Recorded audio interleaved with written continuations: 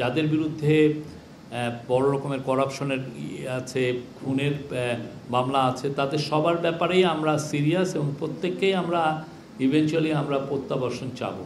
তাদেরকে বাংলাদেশের আইনকে ফেস করতে হবে, তাদেরকে আইনের আওতায় আনা, সেটা আমাদের কেন, আমি মনে করি আমাদের পরবর্তী যে কোনো গভর্নমেন্ট সবার জন্য এটা একটা নৈতিক দায়িত্ব। আমরা আমাদের কাজটা খুব ভালোভাবে করব এবং আমরা আশা করব যে আমরাই যেন কাজটা একটা শেষ করে যেতে পারি। আর যদি আমরা এটা আমাদের সময়ে না করতে পারি, আমাদের নেক্সট জেনারেশন, আমাদের যারা নেক্সট গভর্নমেন্ট আসছে তারাও এই কাজটাই করবেন। প্রাণ সসের মাখামাখি টেস্ট নুডলসকে করে তোলে আরো ইয়ামি, আরো জোস।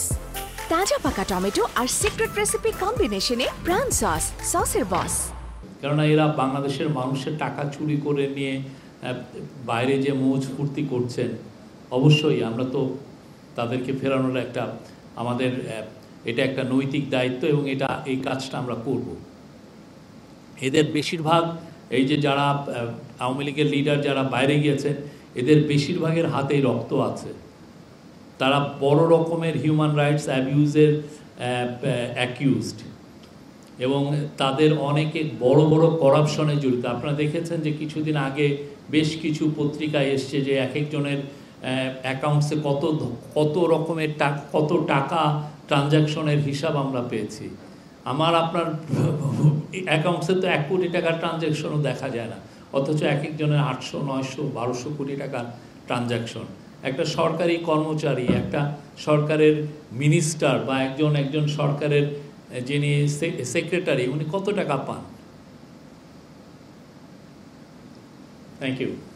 এই রিপোর্টটা তো আমি যে জানা মতে যে এটা ঐক্যমত্য কমিশনে যাবে। ঐক্যমত্য কমিশন এই রিপোর্টটাকে নিয়ে ভবিষ্যতে পলিটিক্যাল পার্টিগুলোর সাথেই কথা বলবেন। এই পুরো রিপোর্টগুলো যেগুলো করা হচ্ছে, মানে আজকেও যেমন শ্রম অধিকার নিয়ে যে রিপোর্টটা, আজকে আমাদের চিফ অ্যাডভাইজার বলেছেন যে যাতে তারা এই ঐক্যমত্য কমিশনে এটা সাবমিট করে, যাতে এদের যে অনেকগুলো জিনিসই তো আসলে পলিটিক্যাল ডিসকাশনের বিষয়, এটা পলিটিক্যাল পার্টিগুলো এটা অনেক ক্ষেত্রে ডিসাইড করবেন যে আমরা কতটুকু নিব আর কতটুকু নিব না।